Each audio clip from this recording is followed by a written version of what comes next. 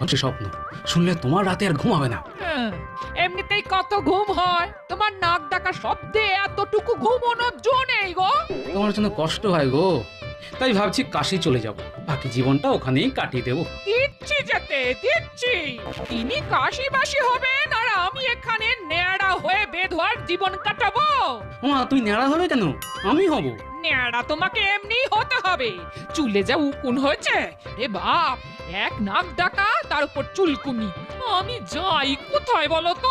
তাই তো বললাম, এবার সংসারের মায়া কাটিয়ে চলো কাশি চলে যাই, দুজনে ন্যাড়া হয়ে বাকি জীবনটা কাটিয়ে দিই। মরণ, আমি হব ন্যাড়া কোন দুঃখে? নিজের তার গাঁথা চুল নিয়ে তুমি আমাকে ন্যাড়া করতে চাও? আর কোন লোক পেলে না?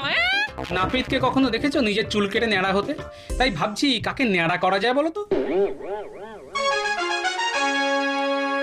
আচ্ছা মন্ত্রী, তুমি কি ভূতে বিশ্বাস করো? কি বলছেন মহারাজ?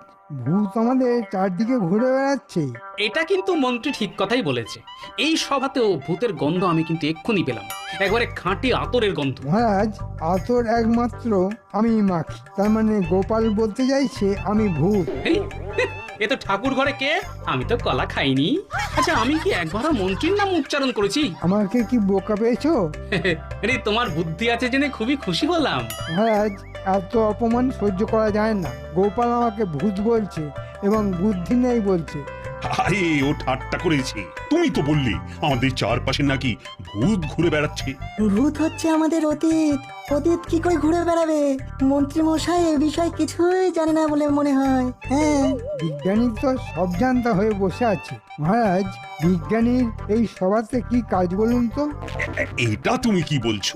বিজ্ঞানের চর্চা না হলে রাজ্য চলবে কি করে? এই যে কৃষিতে আমরা সবার চাইতে এগিয়ে আছি,